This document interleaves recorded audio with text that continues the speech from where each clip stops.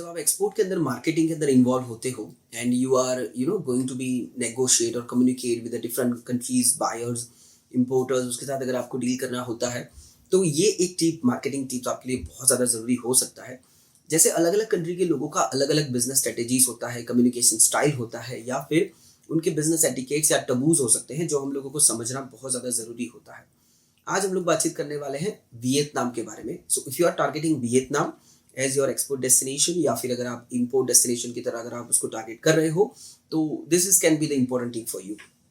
अगर आप किसी भी बिजनेस पार्टनर जो वियतनाम में है और वियतनामीज है उसके साथ अगर आप डील कर रहे हो, तो मोस्टली उस तरीके से होता है जैसे हमने उसके साथ सारे टर्म्स कंडीशंस अग्रीमेंट्स का जो भी कॉन्ट्रैक्ट जो हम लोग बनाने वाले हैं उसके रिलेटेड सारी चीज़ों के बारे में हम लोगों ने उसके साथ डिस्कस कर लिया है। राइट, आपको लगता है कि सारी चीज़ें डिस्कस हो चुकी है, अग्रीमेंट साइन हो चुका है, now it is going to be there forever. मतलब जब तक ये एग्रीमेंट की वैलिडिटी है, कॉन्ट्रैक्ट की वैलिडिटी है, तब तक ये सारी चीज़ें डिस्कस हो चुकी है, रिजॉल्व हो चुकी है। Now it is no matter of discussion further. इसके अंदर और ज़्यादा कोई डिस्कशन का स्कोप भी नहीं है and it is not required at all. ऐसा आपको लग सकता है, लेकिन होगा क्या?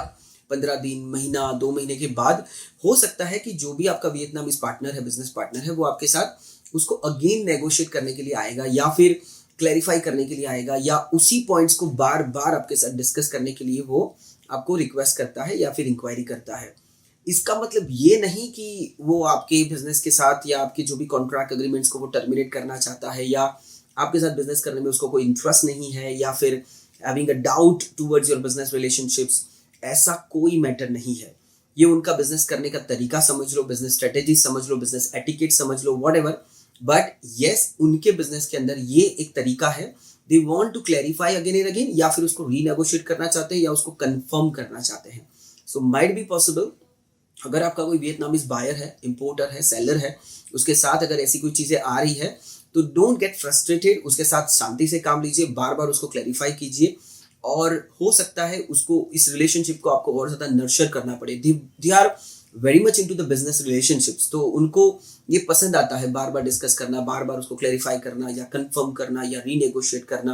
राइट, और they are very much flexible when it comes to the business agreements और the contracts. They are very much flexible. अगर दोनों पार्टी में से किसी एक पार्टी के लिए या दोनों पार्टी के लिए भी अगर कोई changes is beneficial, so they are very much into that. वो चाहते हैं कि बार बार और फ्लेक्सिबल होना चाहिए बिजनेस के अंदर। They want to, they believe. तो ये एक बिजनेस टिप आपके लिए बहुत ज़्यादा इंपॉर्टेंट हो सकता है। Try to be in that kind of business relationship with the business partners of Vietnam, right? So try to be in that kind of business relationship with the Vietnamese importers or the sellers. Thank you very much.